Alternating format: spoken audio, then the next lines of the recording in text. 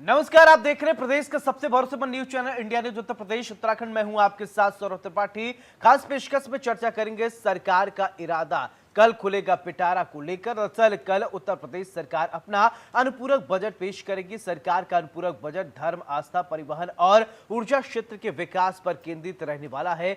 महाकुंभ, छोटे छोटे धार्मिक और पर्यटन स्थलों का विकास, यूपी में बसों की बड़ी खेप खरीदे जाने के लिए भारी भरकम धनराशि अनुपूरक बजट के जरिए सरकार दे सकती है। इस बजट का आकार 25,000 करोड़ तक हो सकता है। 2024-25 के इससे पहले अनुपूरक बजट के केंद्र में प्रयागराज महाकुंभ की तैयारियां रहने वाली हैं।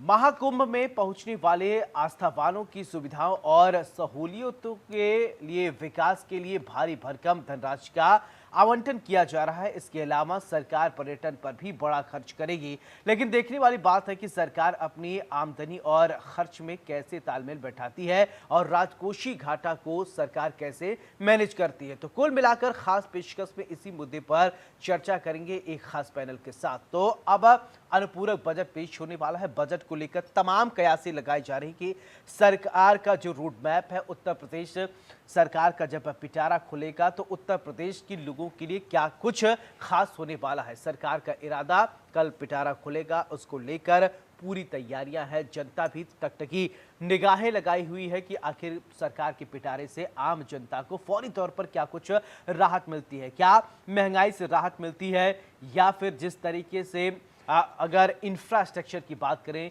कितना डेवलपमेंट के लिए बातचीत इस बजट के माध्यम से प्रावधान किया जाता है। तो वित्त मंत्री सुरेश खन्ना विधानसभा में पेश करेंगे अनुपूरक बजट। सरकार की तैयारियां पूरी हो गई हैं। अब देखना यह होगा कि इस बार क्या होने वाला है। हमारे साथ एक खास पैनल जुड़ रहा है। सबसे पहले परिचय, फिर इसके बाद चर्चा की शुरुआत करते हैं। दीपक रंजन, सपा प्रवक्ता, बहुत बहुत स्वागत है। ओम प्रकाश सिंह, बीजेपी प्रवक्ता, बहुत बहुत स्वागत है। क्षितिज महाजन, अर्थशास्त्री, हमारे साथ हैं, बहुत बहुत स्वागत है आपका। आकाश जिंदल, अर्थशास्त्री, बहुत बहुत स्वागत है। चर्चा की शुरुआत दीपक रंजन आपसे ही मैं करना चाहता हूं कि क्या उम्मीदें हैं कल की बजट को लेकर।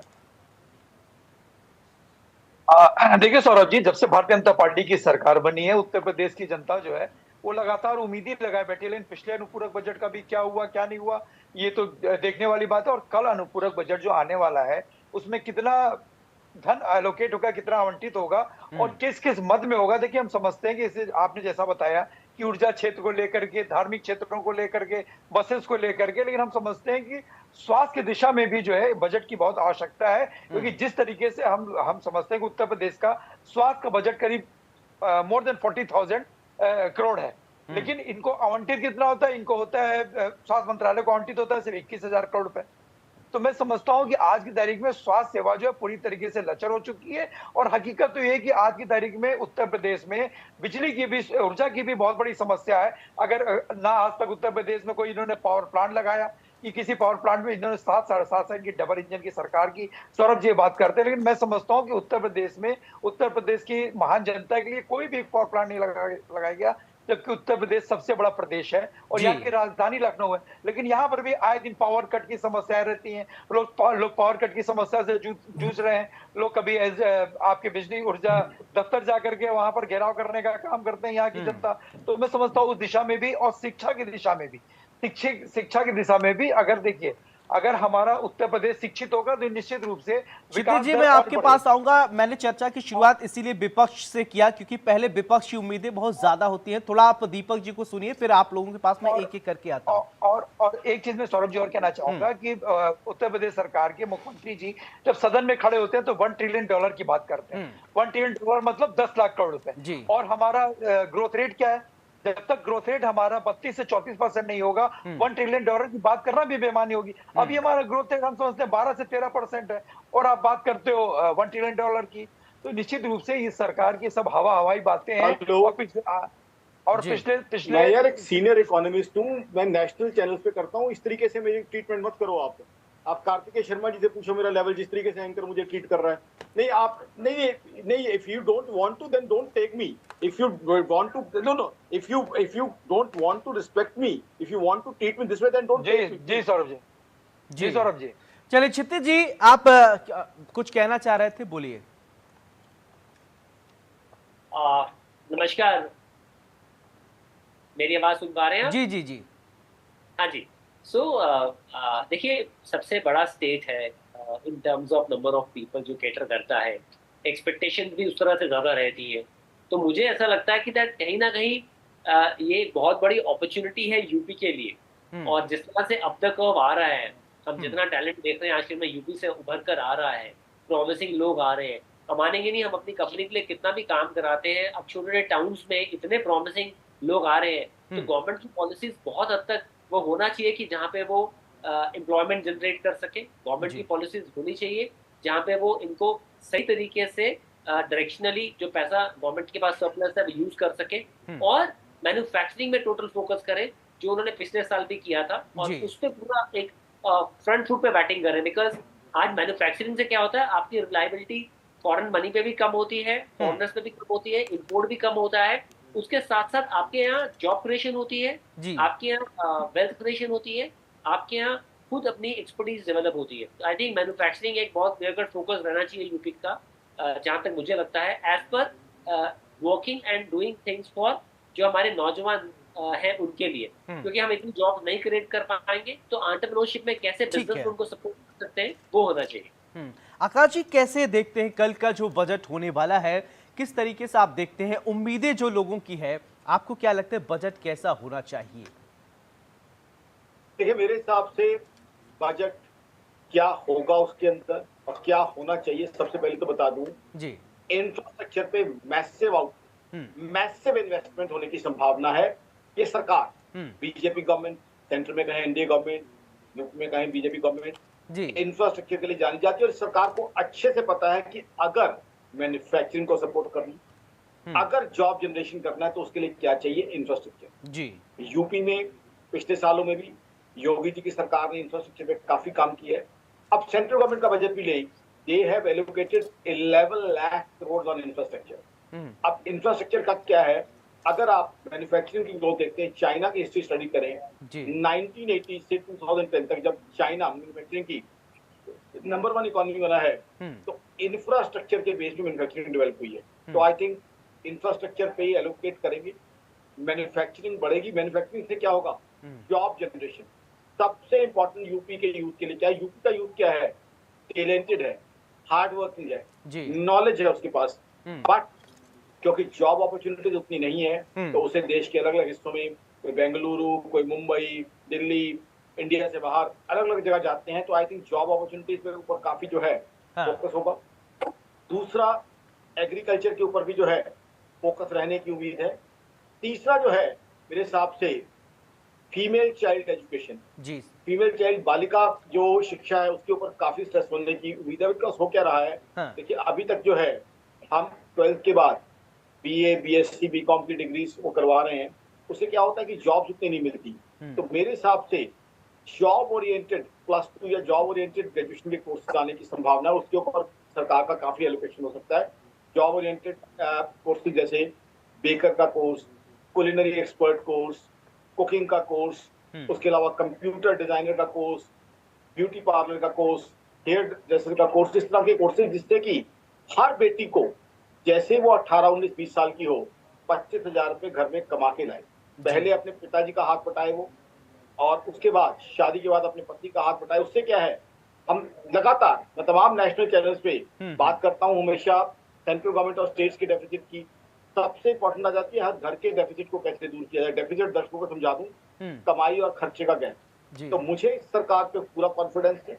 जिस तरीके से $1 ट्रिलियन इकोनॉमी का सपना लेके चल रही है सरकार, जिस तरीके से इन्होंने लॉ एंड ऑर्डर में बहुत बेहतरीन काम किए हैं, जिस तरीके से कंप्लायंस अच्छा किया है, जिस तरीके से मैंने देखा है अभी जेवर एयरपोर्ट का काम बहुत तेजी के साथ चल रहा है, और आई थिंक 2 महीने में पहली फ्लाइट भी वहां से टेक ऑफ कर जाएगी।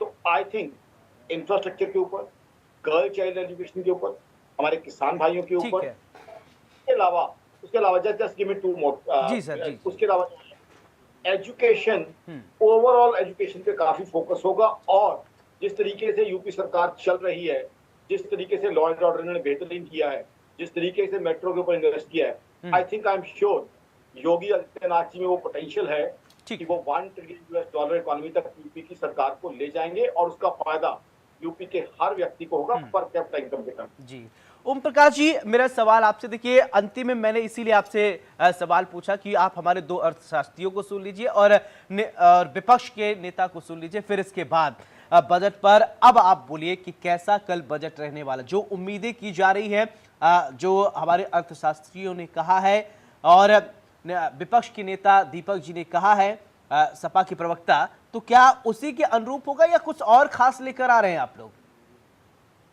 सौरभ जी, शुरू में जैसा कि आपने बताया, कल हमारे माननीय वित्त मंत्री आदरणीय सुरेश खन्ना जी ये 2024-25 का पहला अनुपूरक बजट पेश करने वाले हैं और आपके द्वारा ही पता चला और जैसा कि मुझे पता है उसमें जो चीजें लाई जाएंगी उसमें 4 प्रमुख चीज। पहला, 2025 में प्रयागराज में होने वाले महाकुंभ के लिए, दूसरा पर्यटन स्थलों के विकास के लिए, और तीसरा भारी संख्या में बसों की खरीद के लिए, और चौथा जो सबसे महत्वपूर्ण है जिसमें पिछले 7.5 वर्षों से सरकार की जो उपलब्धियां हैं, जिस तरह से लोग जनता कानून व्यवस्था की बात करती है वो इससे कहती है कि 7.5 वर्षों से पिछले जो बिजली की दिक्कत थी, आज जनरेटर किसी के पास नहीं है, बिजली की इतनी ज्यादा खपत दे रही है सरकार कि जनरेटर किसी के पास है ही नहीं है। तो बिजली के पावर के क्षेत्र में, ऊर्जा के क्षेत्र के विकास के लिए पावर प्लांट और बिजली खरीद के, मेरे समझ से ये 4 प्रमुख चीजें जी। हमारे विपक्ष के साथी ने 2 चीजों पर चिंता प्रकट किया, एक बिजली संकट और एक स्वास्थ्य। मैं आपके माध्यम से बताना चाहता हूं कि आज हम स्वास्थ्य के क्षेत्र में इतना आगे जा चुके हैं कि प्रत्येक जनपद में एक मेडिकल कॉलेज, बहुत बड़ी बात है। आप ये समझिए कि जो लोग गंभीर बीमारी में दूसरे के लखनऊ, इलाहाबाद, बड़े बड़े शहरों में जाते थे, प्रत्येक जनपद में मेडिकल कॉलेज, और आपको बता दूं 75 में 55 जनपदों में मेडिकल कॉलेज की शुरुआत हो चुकी है, मतलब वो मेडिकल कॉलेज काम कर रहे हैं। और रही बात बिजली, सौरभ जी एक बात मैं बताना चाहता हूँ, पूर्वांचल के और उत्तर प्रदेश के लोगों का एक ही कष्ट था कि समाजवादी पार्टी की सरकार में पहले तो मुख्यालय को 10 से 12 घंटे बिजली मिलती थी, जो आज 24 घंटे, 22 से 24 घंटे बिजली। ग्रामीण क्षेत्र तो बेचारे पाते ही नहीं थे, लेकिन उनको ये भी कष्ट था कि जहां उत्तर प्रदेश में बिजली संकट को लेकर हाहाकार है, वैसे ही सैफई, इटावा, कन्नौज, मैनपुरी, बदायूं, रामपुर, मेरठ, मतलब उधर के जो जिले थे पश्चिम के, उनको बिजली मिलती थी। आज ऐसी बात नहीं, कोई भेदभाव नहीं है कि लखनऊ को बिजली मिल रही है तो जौनपुर, गाजीपुर को बिजली नहीं मिल रही, सैफई को भी उतनी बिजली मिले, उनको मिले। तो हम समझते हैं कि जो अनुपूरक बजट है कल हमें इंतजार करना पड़ेगा। और आप जानते हैं कि अनुपूरक बजट पे हमारे अर्थशास्त्री जाने माने लोग बैठे हुए हैं। फरवरी में, पिछले बार फरवरी में 2024-25 का 7.36 लाख करोड़ का बजट पेश किया गया था। और पूरक बजट तभी पेश किया जाता है सौरभ जी जब बजट में जिन विभागों को धनराशि दी जाती है और वो धनराशि कम पड़ जाती है, तब अनुपूरक बजट की व्यवस्था की गई है और तब अनुपूरक बजट। आम जनता की अगर ओम प्रकाश जी बात करें, महंगाई से बहुत ज्यादा परेशान है, क्या मानकर हम चले कल जब सुरेश खन्ना जी का पिटारा खुलेगा तो आम जनता के लिए राहत भरा ये बजट होगा, ये मान के चला जाए? आप ये बताइए कि जो कल मैंने जो 4 चीजों के बारे में फोकस किया और आपने केंद्र सरकार ने जो श्रीमती सीतारमण ने, जो निर्मला सीतारमण जी ने पेश किया, उसमें आपने देखा कि मध्यम वर्गीय हमारा जो बजट, चाहे केंद्र का हो चाहे प्रदेश को हो, नौजवान, किसान, गरीब और महिला पर आधारित बजट होता है। हमारी बजट की जो व्यवस्था होती है वो गरीबों के लिए खास तौर से होती है। और उस बजट में आपने देखा होगा किस प्रकार से कैंसर, किस प्रकार से एक्सरे, किस प्रकार से जूता, चप्पल, कपड़ा आदि, दवा, इन सारी चीजों में कम किया गया है। और चले ठीक है, आपकी बात आ गई, ठीक है। इसके बाद दीपक जी मेरा सवाल आपसे, देखिए अभी आप सुन रहे थे ओम प्रकाश जी को, उन्होंने कहा कि ठीक है कल का बजट जो है वो संतोषजनक होगा, तो आपकी जो एक्सपेक्टेशन थी शायद वो उन्होंने बोल दिया है, तो और कुछ उम्मीदें हैं? देखिए सौरभ जी, अभी आदरणीय बड़े भाई श्री ओम प्रकाश सिंह जी जो भी बातें कही सुनने में बड़ी अच्छी लगी, लेकिन यथार्थ से सच्चाई से इसका कोई लेना देना नहीं है। इसमें स्वास्थ्य के लिए क्या है, स्वास्थ्य की स्थिति बद से बदतर हो चुकी है। अभी आपने कहा कि हर जिले में मेडिकल कॉलेजेस खुल गए, ये समाजवादी सरकार की देन थी, शुरुआत उसी टाइम में हुआ था, लेकिन आज की तारीख में सौरभ जी ना वहां पे डॉक्टर है, ना वहां पे दवाई है, ना वहां पे एक्सरे की कोई मशीनें हैं, ना वहां पे कुछ, आके लोगों को भाग करके मेडिकल कॉलेज आना पड़ता है, लोहिया अस्पताल आना पड़ता है, और यहाँ पे सिविल हॉस्पिटल है। लोगों को यहाँ पर भी अगर आसानी से, मैं अपने बड़े भाई को चैलेंज करता हूँ कि एक बार में किसी को फोन करके यहाँ पे बेड दिला करके दिखा दे। जो स्थिति यहाँ के मेडिकल कॉलेज की स्थिति लोगों ने देखी कि किस तरीके से एक श्वान, एक कुत्ता जो है एक इंसान का हाथ लेकर के जा रहा था, एक एक बेड पर दो लोग पड़े हुए हैं, स्ट्रेचर लोगों को मिल नहीं रहा है। अभी हमारे बड़े भाई ने बात जनरेटर की। चलिए ठीक है दीपक जी, आपका कंसर्न जो है स्वास्थ्य को लेकर है। मेरी बात ऊर्जा को लेकर के है। मेरी बात आधे मिनट आ जाए दीजिए। जब समाजवादी सरकार थी सौरभ जी, हम लोग लखनऊ में रहते हैं और हम लोग का काम इन्वर्टर से चल रहा था। जब से भारतीय जनता पार्टी की सरकार जब से आई है, इन्होंने कहा ना किसी घर जेंटर नहीं, मैं शायद आपको दिखा नहीं पाऊंगा, लेकिन यही बाहर हमारा जेंटर लगा हुआ है। जेंटर हमको लेना पड़ा, मजबूरन लेना पड़ा, क्योंकि पहले इन्वर्टर से थोड़ी देर के लाइट गई, इन्वर्टर से काम चल गया। आज ठीक है दीपक जी, आकाश जी कुछ कहना चाह रहे हैं, अर्थशास्त्री हैं, वो बेहतर समझा पाएंगे। आकाश जी, आधार, जब बजट बनाया जाता है आधार क्या होता है, आप बोलिए, फिर मैं क्षितिज जी के पास जाऊंगा। देखिए, आधार ये होता है कि जनता को राहत कैसे दी जाए, जनता को कैसे फैसिलिटीज दी जाए, उसके लिए सबसे पहले जनता का धन जनता के लिए कैसे इस्तेमाल किया जाए। उसका एग्जांपल देता हूं, योगी आदित्यनाथ जी की सरकार ने कैसे काम किया। अभी आप एग्जांपल लीजिए जेवर एयरपोर्ट का, यमुना एक्सप्रेसवे का और इस सारे क्षेत्र का। आप देखिए, एग्जाम्पलरी डेवलपमेंट, एग्जाम्पलरी ग्रोथ हुआ है और इतना जॉब जनरेट होगा कि यूपी की आधी अनएम्प्लॉयमेंट तो इस एरिया से खत्म हो जाएगी। जिस तरीके से, जिस स्पीड के साथ मेरी ऑर्गेनाइजेशन आकाश.in ने रेगुलर बेसिस पे जेवर एयरपोर्ट की कंस्ट्रक्शन और प्रोग्रेस को एनालाइज किया है, इतनी जॉब जनरेशन होगी, एशिया का एक बहुत बड़ा एयरपोर्ट ये बनने जा रहा है। अब आप देखिए, उसके चक्कर में रियल एस्टेट प्राइसेस में जो बैलूनिंग हुई है, आज उस क्षेत्र में 1 लाख रुपए स्क्वायर मीटर का रेट चल रहा है, वो उसमें इन्वेस्टमेंट आ रही है, people are investing from all over India, तभी जाके ये प्राइसेस आई हैं। अगर वहां पे ग्रोथ ना होती, अगर इकोनॉमी प्रॉस्पर ना कर रही होती, तो इतनी ग्रोथ ना आती। आप देखिए पर कैपिटा इनकम, यूपी की पर कैपिटा इनकम में जंप आया है। उसके अलावा इन्होंने जो है इन्वेस्टमेंट फेयर रखे हैं, जहां डोमेस्टिक इन्वेस्टर्स और ग्लोबल इन्वेस्टर्स दोनों ने एमओयू साइन किए हैं, और ना सिर्फ एमओयू साइन किए हैं, वो फ्रक्टिफाई भी हो रहे हैं, वो पैसा धरातल पे भी उतर रहा है। उसके अलावा इंफ्रास्ट्रक्चर में आप देखिए किस तरह के एक्सप्रेसवेज बन रहे हैं।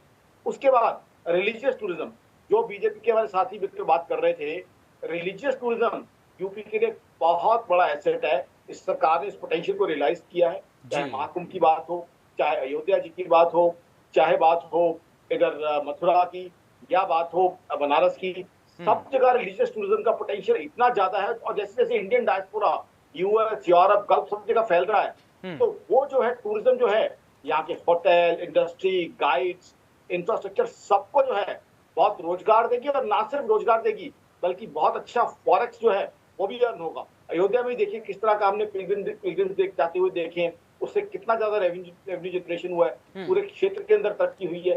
सिमिलरली बनारस में जब से डेवलपमेंट हुई है, बहुत से पिलग्रिम्स वहां जा रहे हैं। मथुरा में, वृंदावन में तो मेरे ख्याल दिल्ली, आधी दिल्ली रेगुलर बेसिस पे जाती है। तो कहीं ना कहीं ये जो टूरिज्म एरिया को, जो टूरिज्म सेक्टर को डेवलप करने की कोशिश की जा रही है, वो भी साथ जो है एम्प्लॉयमेंट जनरेटर होगा। डायरेक्ट टैक्स और इनडायरेक्ट टैक्स, इनकम टैक्स और जीएसटी दोनों को बढ़ाएगा। तभी तो देखिए इस सरकार ने, अब सेंट्रल गवर्नमेंट की बात करें, 10 सेकंड और लूंगा, अप्रैल 2024 में रिकॉर्ड बनाया है जीएसटी कलेक्शन का, 2,10,000 करोड़ ग्रॉस जीएसटी कलेक्शन। क्यों? क्योंकि ओवरऑल इंडिया के अंदर काम हो रहा है, कंजम्पशन बढ़ रही है, बाइंग बढ़ रही है, और यूपी जाहिर सी बात है बहुत तेजी से बढ़ने वाली इकोनॉमी है। तो आई हैव फुल कॉन्फिडेंस कि काफी अच्छी चीजें होंगी, और रिलीजियस टूरिज्म के ऊपर कंसंट्रेट कर रहे हैं, तो मैं इनके साथ हूं। बिल्कुल बहुत बड़ा जवाब जनरेट कर। क्षितिज जी, मेरा सवाल आपसे कि जिस तरीके से हम अर्थशास्त्र की बात कर रहे हैं, आप तो विशेष तौर पर समझते हैं, आप लोग, क्योंकि यही आपका फील्ड है, बेहतरीन तरीके से आप समझा सकते हैं। आम जनमानस की अगर बात करें सर, तो क्या हो सकता है कल की उम्मीदें जो हैं, और एक उत्तर प्रदेश को विकसित उत्तर प्रदेश को बनाने की तरफ भी योगी जी आगे बढ़ रहे हैं, और मोदी सरकार का ये विजन है 2047 तक भारत को विकसित भारत बनाना है। तो कल का बजट जो पेश होगा, ये सब भी कुछ देखने को मिलेंगे, आप उम्मीद कर रहे हैं सर? सर मुझे क्या लग रहा है,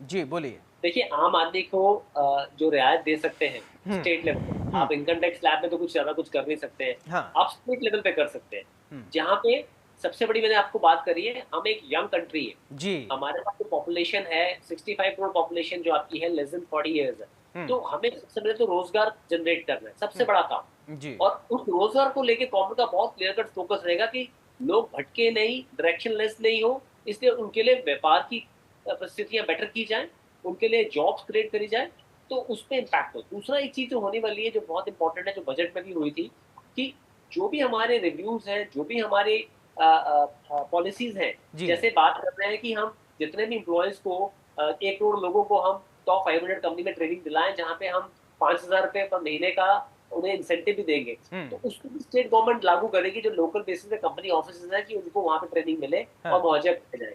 तीसरा एसएमई पे बहुत क्लियर कट फोकस रहने वाला है, हम बहुत कंपनियों को मिलते हैं, विजिट करते हैं उनके प्लांट्स को, काफी चीजें बदल रही है यूपी में, और मुझे लग रहा है कि एसएमईज को बेनिफिट दिया जाएगा अगर वो फर्स्ट टाइम एम्प्लॉयमेंट जनरेट करेंगे, तो गवर्नमेंट उसमें पार्टिसिपेट करेगी साथ में।